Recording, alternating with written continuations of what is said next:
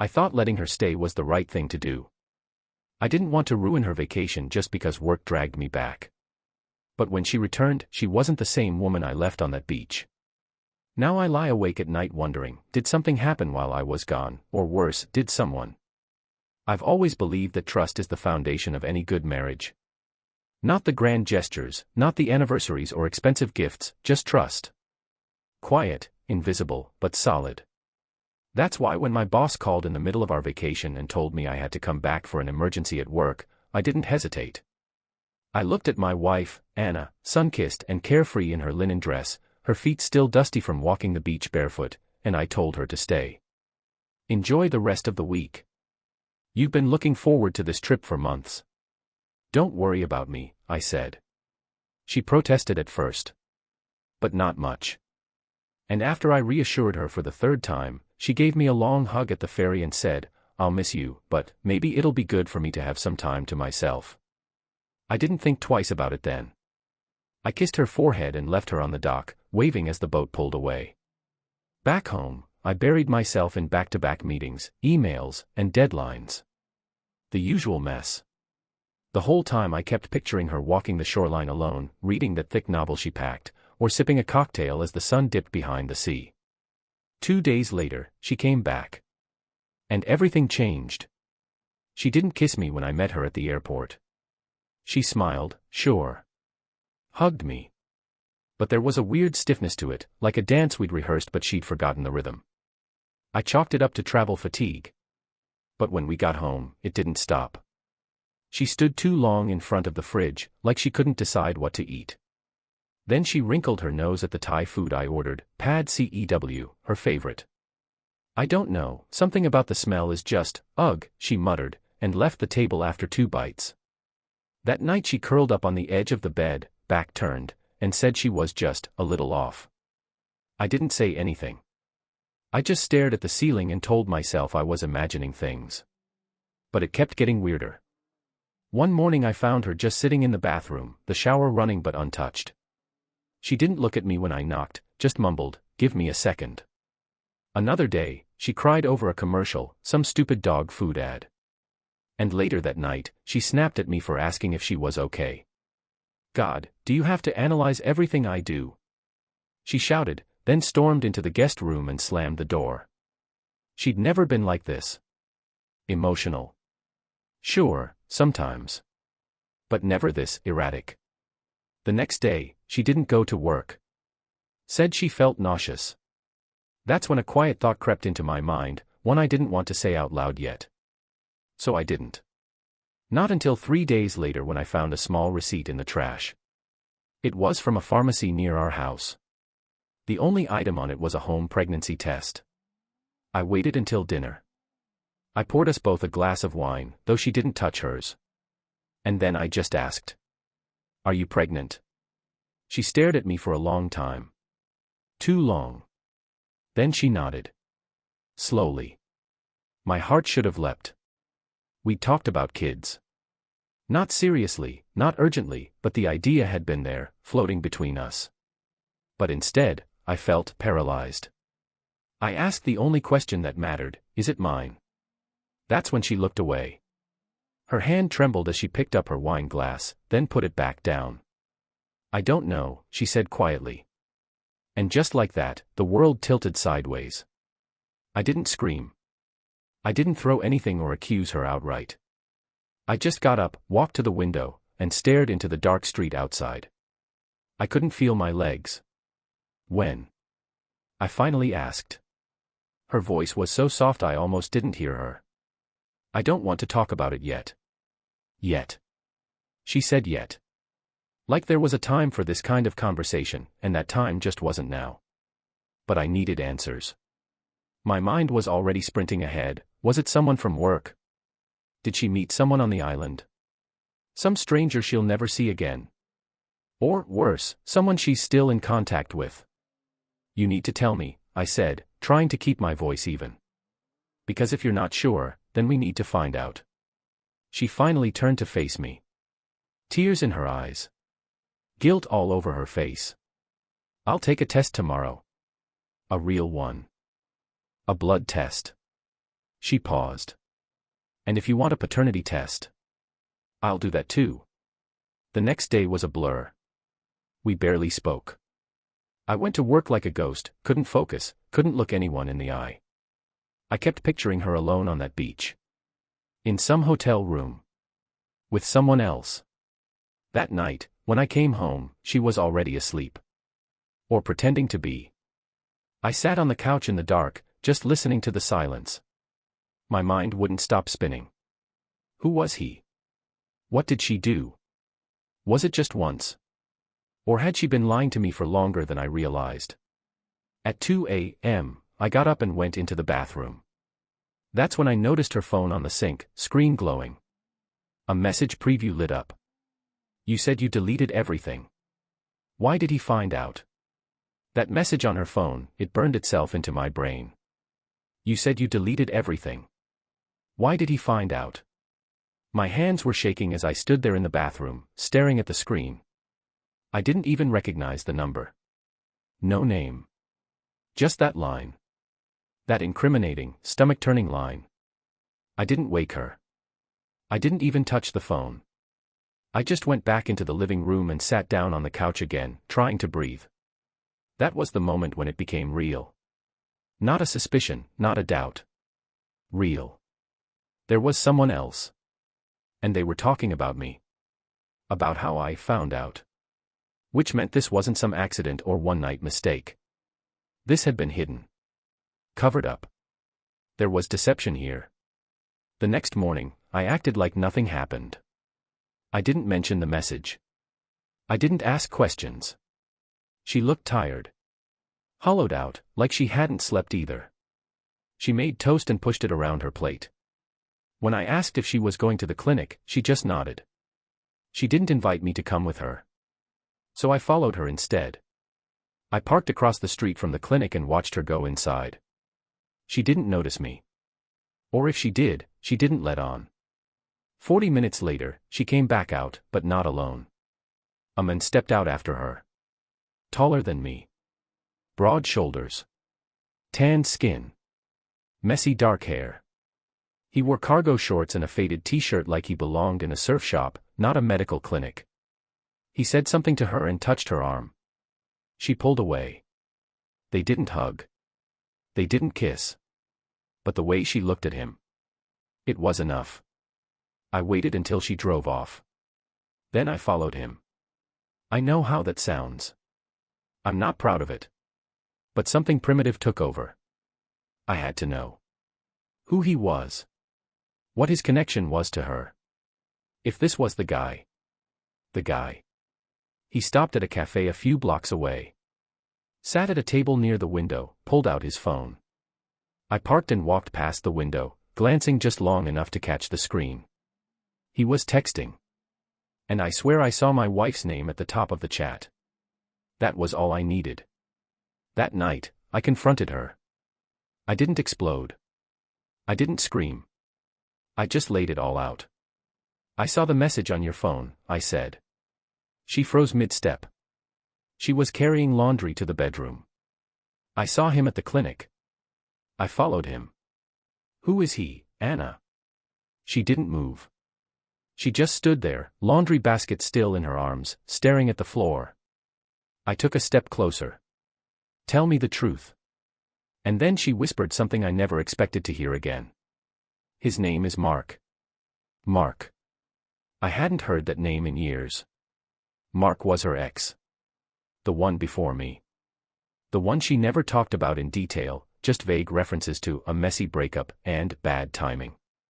I'd seen an old photo of them once, buried in a box in the closet.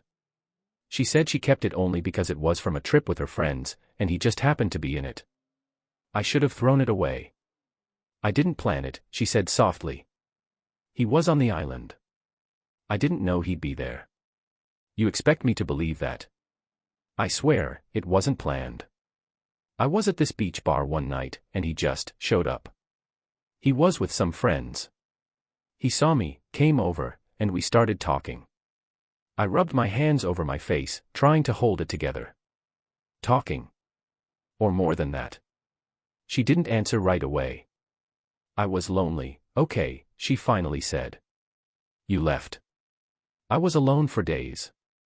It felt like you didn't care. You're blaming me. No.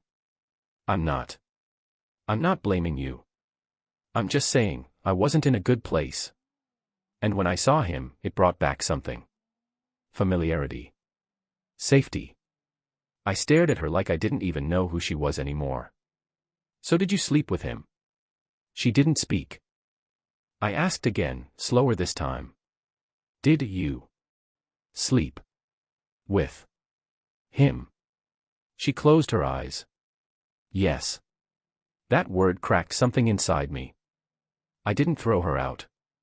I didn't pack my bags. I just walked into the kitchen and sat down, trying to make sense of the mess my life had become in less than a week. She followed me in. Stood by the doorway, arms crossed like she was bracing for a storm. I didn't mean for it to happen. And it only happened once. I swear. It was a stupid, impulsive thing. And I regretted it immediately. I looked up at her. Then why is he texting you? Her eyes widened slightly. What? Don't lie. I saw the message. You said you deleted everything. What else is he hiding? What else you're hiding? She looked like she wanted to deny it. But then she just sighed. He wanted to talk. He said he still had feelings. But I told him it was a mistake. I blocked him after that. Clearly you didn't block him if he's still texting you. She went quiet again. And that's when I realized she still had feelings for him. Maybe not love, maybe not desire, but something. Otherwise she would have shut it down completely. Otherwise she would have told me the truth. That night, we slept in separate rooms. The silence between us was louder than any argument. The next day, I checked her phone when she left it charging in the kitchen. I know. I know how it sounds. But at that point, I didn't care about boundaries anymore. She broke the rules first. There was another message from Mark. We should talk before he finds out more. This isn't just about you. What the hell did that mean? I scrolled up. Most of the earlier messages were gone. Deleted. But not all of them. One, from a few days ago, hit me like a punch to the chest. If it's mine, I'll step up. But you need to be honest with him. I couldn't sit still. I had to do something. So I called a private lab and scheduled a paternity test. No drama, no confrontation, I just told her when she came home later that night. She didn't argue. She just nodded, eyes red. But I wasn't done yet. Because something else was eating at me. Mark said this isn't just about you. What did he mean by that? That night, after Anna went to bed, I did something I never thought I'd do. I messaged Mark. From an old burner number I used for work emergencies. I know about everything. You said this isn't just about her. What else should I know? I didn't expect a response. But 10 minutes later, I got one. Ask her about the boat. Ask her about the boat. That was the message Mark sent me. For words that pulled me deeper into a truth I wasn't ready for. I thought the worst had already happened. But I was wrong. That was just the surface. What happened on that boat changed everything. When I read that message, my mouth went dry. Ask her about the boat. Just 4 words, but they hit like a cold wave crashing over my chest. It wasn't just the cheating. There was something else. Something more. I stared at the screen, rereading the text over and over like it might morph into something less ominous. It didn't. I sat in the dark kitchen long after the fridge light clicked off, just listening to the hum of the night and the thud of my own heartbeat in my ears. Anna was upstairs, probably asleep, or pretending to be again. That was her way now. Pretending. And I was getting sick of it. I didn't sleep at all. I waited until the morning. Waited until I heard the shower running. Then I opened her laptop. I knew her password. It hadn't changed in years. Blue Ocean 13. Of course it hadn't. She always said the ocean calmed her. Now I wondered what else had helped her hide. Her browser history was mostly clean. Too clean. Someone had done some deleting. But I checked her downloads folder and there it was, an email confirmation for a private boat charter. Booked 3 days after I left the island. 4 hours at sea. Departure, 2 p.m. Return, sunset. 2 guests. I clicked the link. There was a photo of the boat, a sleek, white yacht called Driftide. Not massive, but big enough for comfort and privacy. It was a romantic island cruise, complete with drinks, snorkeling gear, and a quiet dinner on deck. A honeymoon-style escape. I wanted to throw the laptop across the room. When she came downstairs, I was already at the table with the laptop open in front of me. She paused in the doorway the second she saw the screen. "You went through my computer. You lied to my face." I didn't raise my voice. I didn't need to. The silence between us was louder than any shouting. "You told me it was just one night," I said. "A mistake. A moment. But this was planned." She looked down at her hands, her shoulders sinking like the weight of it all finally caught up to her. "I didn't want to tell you because I didn't want to make it worse." I laughed once, bitterly. "You took a romantic boat ride with your ex while I was working overtime to fix our lives. And then came home carrying a child that might not be mine. But sure, tell me how you were trying to protect me." She sat across from me, silent. "So what happened on that boat, Anna?" Her lips pressed into a tight line. "You already know." "No," I said. "I don't. And I want to hear you say it." She looked up then, eyes brimming with tears. "It wasn't supposed to happen like that. I ran into him again after that first night. I tried to avoid him. But he kept showing up. One day he followed me from the market and asked if I wanted to talk somewhere private. I said no. He kept asking." She paused.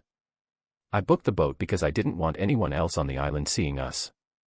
I thought, if I gave him a few hours, he'd get closure and leave me alone." I stared at her. "You expect me to believe that?" She nodded slowly. "He kept saying he still loved me. That seeing me again made him realize he never stopped. I just wanted to talk, clear the air. But once we were out there..." She closed her eyes. "I made the mistake of letting old feelings confuse me. It felt like I was 25 again and the world hadn't hardened yet." I clenched my jaw. "Did you sleep with him again?" She hesitated. "Yes." I stood up. She flinched, but I didn't move toward her. I just walked to the sink, trying to breathe through the wave of nausea hitting me. "How many times?" "That day."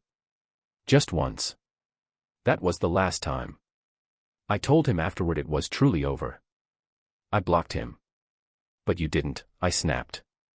"He's still texting you. You're still talking." Her voice broke. I was scared. "I didn't want to tell you until I knew for sure whose baby it was." We didn't speak for the rest of the day. I left the house. Drove around for hours. Parked in a grocery lot and just stared at people going in and out like everything was normal. Like their lives weren't imploding. By the time I came back, it was dark. She was sitting on the stairs, holding something in her hand. A photo. Old, worn, edges curling. It was from the first time she and Mark had gone to that island. Years before me. They were on that same boat. Laughing. "He took me there the first time we dated," she said quietly. "It was always our place." I sat down on the step below her, not facing her. "So why didn't it work back then?" She was quiet a long time. "He wanted me to move to LA, chase the dream with him. I wanted something else. Something more stable. We broke it off, but I think a part of him always thought I'd come back." "And did you?" I asked, not turning around. "No," she said. "But I forgot how easily old feelings can lie to you." The next morning, we went to the clinic for the paternity test. She didn't say a word on the way there. Neither did I. They told us the results would take about a week. That week was the longest of my life. We barely spoke. We moved like two strangers living in the same house, carefully avoiding each other in the hallway, like ghosts waiting for something to pass. But the world didn't stop. Work kept calling. Bills kept showing up. Friends kept texting, asking how the vacation was. I ignored all of it. Then, 3 days after the test, I got a message. But not from the clinic. From Mark. She didn't tell you everything. I think you deserve to know. I stared at the message, thumb hovering over the reply button. Finally, I wrote back. Then tell me. His answer came 30 seconds later. She wasn't the only one on that boat who lied. Mark's message hit me like a second betrayal. She wasn't the only one on that boat who lied. I thought Anna's affair was the whole truth. But this wasn't just about cheating anymore. Something deeper was buried beneath that island sun, and I was about to dig it up. I stared at Mark's message for a long time. She wasn't the only one on that boat who lied. What did that even mean? Was he deflecting? Trying to drag me into some emotional tug-of-war with Anna? Or was there more to the story, something he thought I couldn't handle unless he was the one to break it? I wanted to ignore him. Part of me even wanted to delete the message and block the number. But I couldn't. Because some sick part of me still needed to understand, needed all the pieces before I could move forward, whatever that meant. So I wrote back. Then say it. I'm done guessing. His reply didn't come right away. In fact, I waited almost an hour. I stood in the living room, pacing, every sound from upstairs making my stomach tighten. Anna was in the shower. I could hear the water running, but I knew she wasn't really washing. She was hiding. Then my phone buzzed. It wasn't just a message. It was a voice memo. Mark wanted me to hear him. I put in my headphones. My hands were sweaty as I tapped play. Hey. I wasn't sure if I should send this. But you said you wanted the truth, so here it is. That boat ride wasn't a fluke. I didn't just run into Anna on the island. I came there because I knew she'd be there. I saw a photo she posted online a week earlier, a beach, nothing obvious, but I recognized the spot. It was our place. I knew she'd go back eventually. And I wanted to see her again. Not to ruin anything. Just to talk. Closure, maybe. But then we talked, and the old feelings came rushing back. She said you'd gone home. She sounded alone. Hurt. And I saw an opening I shouldn't have taken. But that's not the part you need to know. The truth is, I didn't come to the island alone. I came with someone. Her name's Tessa. Anne. She's my daughter. I stopped the recording. I actually had to sit down. Daughter. What the hell was this? I hit play again. She's 16. Her mom and I split a long time ago. Tessa lives with her. But she's always wanted to travel, so I brought her with me that week. She stayed in the hotel while I met up with Anna. I didn't want her knowing anything about what was going on. I didn't want her to see me like that. But the problem is, she didn't stay put. She wandered off. That afternoon on the boat, she saw us. Me and Anna. And that's why I've been trying to reach Anna again. Not because I'm chasing her. But because Tessa won't stop asking questions. She thinks Anna is. She thinks Anna might be her stepmom soon. The recording ended. I sat in absolute silence, the kind of silence that buzzes in your ears. The kind that follows some kind of emotional detonation. So let me get this straight. Mark planned to run into Anna. He followed her there. Manipulated the whole encounter. And the entire time, he had his teenage daughter with him, watching from the sidelines. And now this girl thought Anna might become her new mother. The whole thing felt surreal. But it got worse. Because suddenly I started thinking about that message again, the one I saw on Anna's phone. You said you deleted everything. Why did he find out? That hadn't come from Mark's number. And now I was beginning to wonder. Had it come from Tessa? I went back through Anna's phone that night when she fell asleep on the couch. It was risky, but I needed to know. There were more messages now, from an unsaved number. No name. Just a series of short texts over the past few days. You don't have to lie. I saw what I saw. You made him believe you were the victim. If he leaves you, you'll deserve it. And the one that chilled me the most. My dad might forgive you. I won't. I sat down slowly. So it was her. Mark's daughter. Tessa. A 16-year-old girl, angry, confused, and sending threats from the shadows. The betrayal had multiplied. It wasn't just about Anna and Mark anymore, it was now tangled in the mind of a teenage girl, one who'd watched her father kiss a married woman on a private boat. This wasn't just about a baby. This was about a lie that had spread like oil across water, touching everyone, staining everything. The next morning, I asked Anna directly. Do you know a girl named Tessa? She looked up from her tea. Her fingers froze around the cup. Tessa. I didn't blink. She's Mark's daughter. Was she on the island with him? Anna's face paled. How do you know about her? That's not the question I asked. She swallowed hard. Yes. She was there. But I didn't know at first. I never saw her. Not until the last day. She came to the dock right before I left. Said a few things. Like what? She told me I was disgusting. That I ruined her father. That I was just another woman chasing old dreams. I was so shaken I didn't even answer her. I just walked away. So why didn't you tell me? She hesitated. Because I already felt like trash. Anne. I didn't think it mattered. It matters if the woman I married is being harassed by a teenager. Anna looked down. She messaged me. I didn't respond. Then she started sending threats. I blocked her. I thought it would stop. It hasn't. We were both quiet for a long time. Then I said something I hadn't planned. Do you think Mark sent her? Or is this all her? Anna looked genuinely torn. I don't know. He's always had a way of twisting things. But she's just a kid, you know. A confused, hurt kid. And I'm the villain in her story. No, I said. We both are. She looked at me then, for the first time in what felt like days. Her eyes weren't just tired, they were pleading.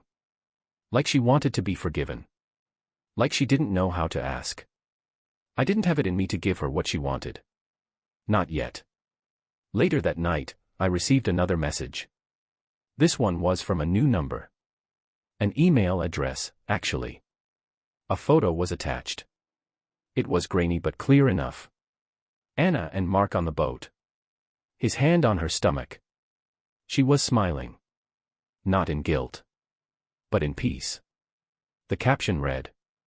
This is the real story. Believe what you want. I felt something inside me snap. Because this photo wasn't sent to me alone. It had also been posted publicly. On a local travel blog. The comments were already rolling in. And some of them had my name tagged. It's one thing to suffer betrayal in private. It's another to become the face of it. The photo of Anna and Mark on the boat, his hand on her stomach, her peaceful smile, wasn't just a private wound anymore. Someone wanted it to burn publicly. And it did.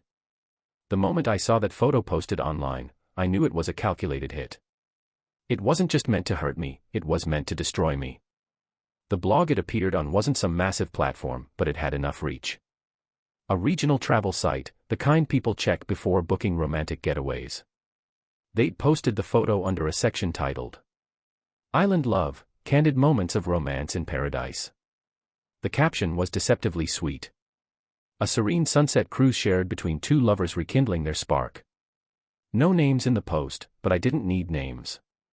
Because in the comments, someone had written, Isn't that Anna, my last name? Thought she was married. Wait, isn't her husband the CEO of that tech firm? Messy. It spread fast after that. I don't know who sent it to the blog. Maybe Mark. Maybe Tessa. Maybe someone on that boat crew looking to make a buck. Didn't matter. Damage was done. By mid-morning, I had 4 texts from friends, 2 missed calls from a board member, and a half-dozen DMs from random acquaintances with the same question masked in different versions. Hey man, you okay? No. I wasn't. I closed my office door, put my phone face down, and stared at my desk, trying to slow the building pressure in my chest. My life wasn't private anymore. Not my pain. Not my wife's betrayal. Not the child that might not even be mine. This wasn't just about love anymore. It was about reputation. It was about legacy. I went home early that day. Anna was already waiting when I walked through the door. She held her phone in one hand and a trembling mug of tea in the other. She looked like she'd been crying for hours. I didn't know the photo existed, she said, voice shaking. I dropped my keys on the table and didn't look at her. It's online. It's all over the place. I swear I didn't send it. I would never. I know you didn't, I cut in. But someone did. Someone who had a reason to hurt both of us. That narrowed the list to exactly 2 names, Mark or his daughter. Anna looked at me. Do you think Mark did this? I don't know. But if it wasn't him, it was her. Tessa. Anna turned pale. She's just a teenager. She's a teenager who's angry. A teenager who saw something that shattered her picture of her father. And now she wants revenge. But posting it publicly. That's cruel, I finished. And effective. The next morning, my company's HR director pulled me aside. We're not asking you to take a leave, she said, but the board thinks you should lay low for a while. Let things calm down. I nodded slowly. This was how it happened.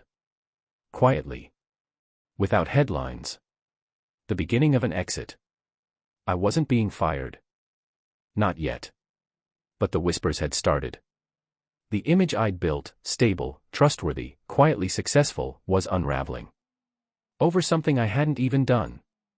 That night, Anna knocked on my office door at home. She came in, holding a manila envelope. What's this? I asked. The results, she said. From the paternity test. My throat tightened. I hadn't expected it yet. You opened it. She shook her head. I couldn't. I took it from her, the paper warm from her hands. I stared at it for a moment, heart hammering in my chest, then tore it open. I read the words 3 times before they made sense. Probability of paternity, 99. 998%. Mine. The baby was mine. I looked up slowly. She saw it in my face. A tear slipped down her cheek, but she didn't smile. She didn't look relieved. She just nodded, as if it didn't fix anything. And maybe it didn't. It's yours, she whispered. I'm sorry I ever made you doubt it. I don't know if I can do this, I said, voice barely above a whisper.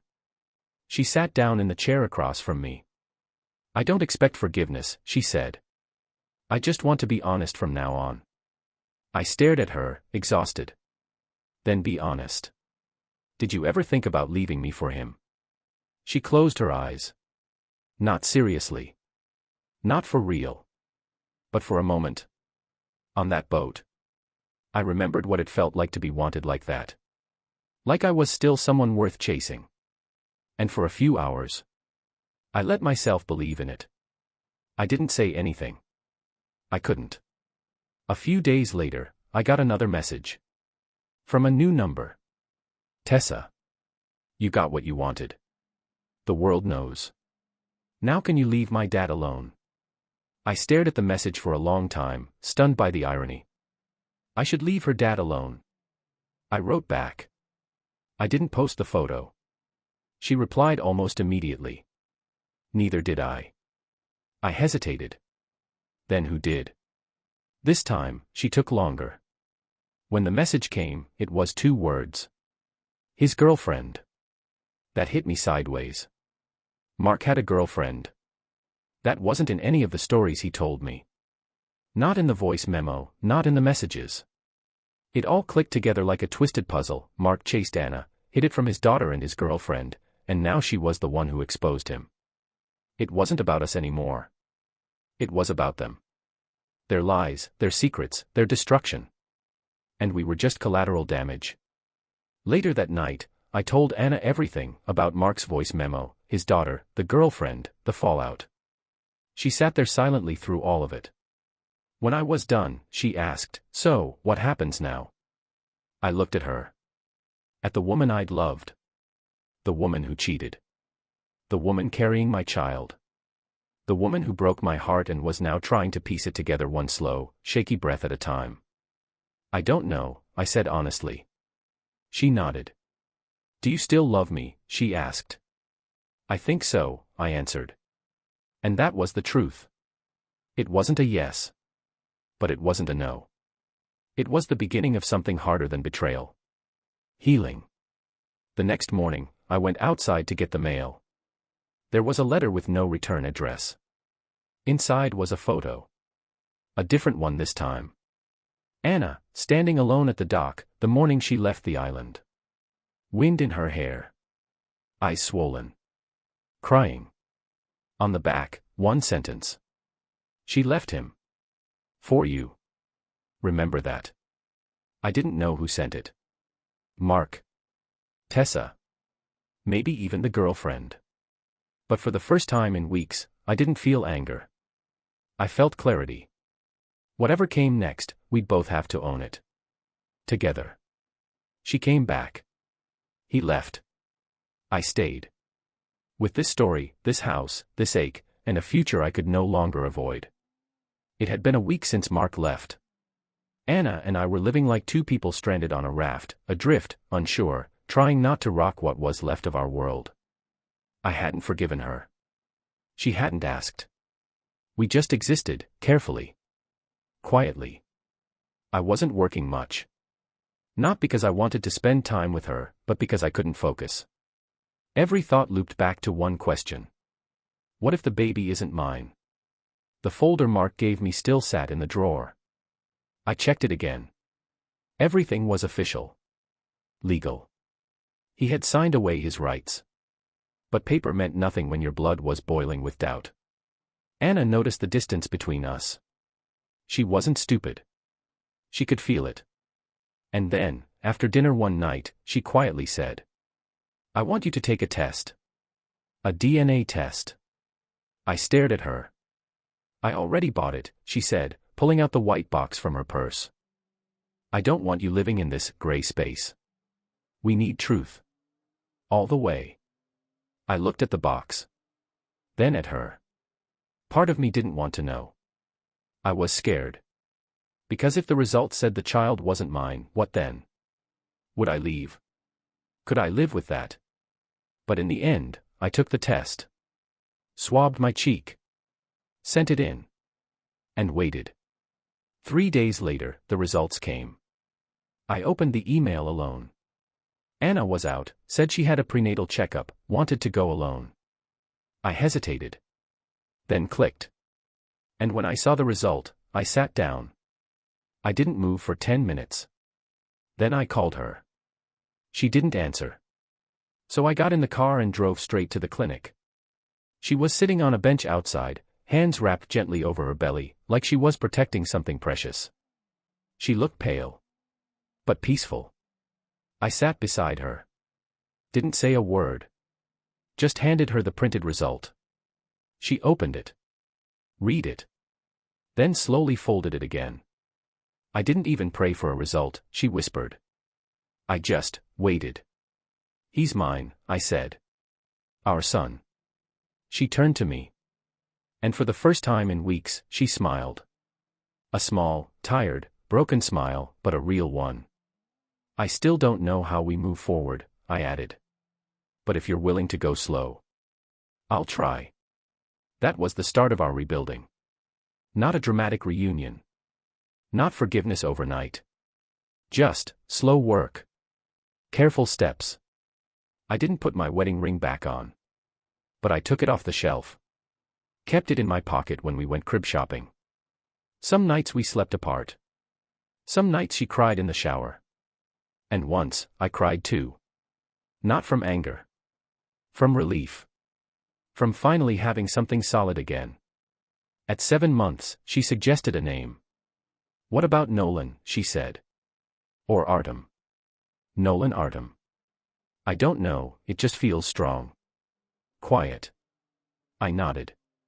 I didn't tell her, but I'd already been calling him that in my head. Nolan. A boy born from chaos, who somehow gave us clarity. During her 9th month, I started writing a letter.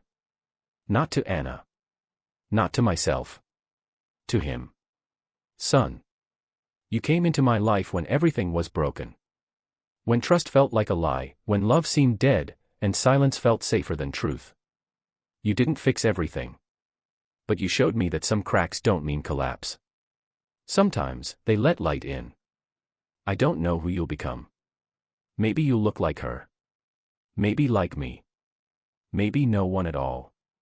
But I need you to know, you are not a mistake. You are not a consequence. You are the reason we found our way back. You gave me the courage to be a man again. Not a perfect one. A present one. Thank you. Dad. I sealed the letter in an envelope. Put it in a wooden box. For someday. When labor started, she gripped my hand with both of hers and looked at me, not in panic, but like she was handing me her life and asking me to guard it.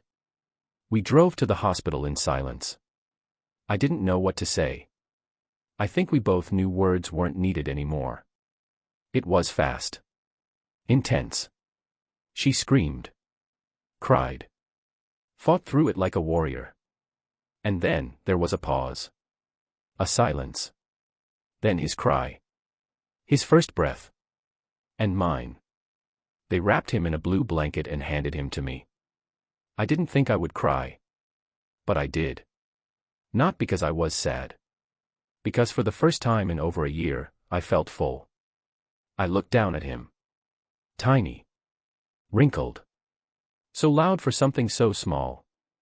And I said, "Hi, Nolan." He blinked. Or maybe it was nothing. But I felt like he saw me. Like he knew. We named him Nolan Artem. He didn't know how messy it all was.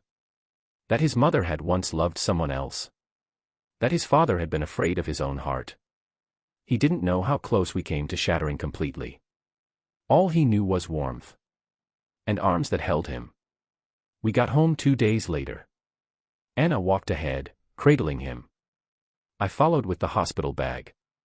That night, while she slept with Nolan on her chest, I watched them from the doorway. And I knew. I still didn't trust her completely. I still had questions I might never ask. But I loved them. Both. Enough to try. Enough to stay. Weeks passed. We settled into a rhythm. Diapers. Bottles. Half sleep. Whispered apologies in the dark. Anna started talking more. About the island. About that night. About how alone she felt. How guilty she was. I listened. Sometimes I didn't say anything. But I stayed. One afternoon, we took Nolan on his first walk through the neighborhood. It was sunny. People smiled at us, waved at the stroller. They didn't know. They didn't need to. They just saw a young family. A man, a woman, a baby. And maybe that's all we were, in the end. Not a perfect couple. Not a fairy tale. Just a family, tangled, scarred, and still standing. I looked down at my son. He yawned, wriggled, and grabbed my finger with a grip stronger than I expected. He wouldn't remember the pain that brought him here. But I would. And maybe that's okay. Because pain isn't the end of love. Sometimes, it's the beginning.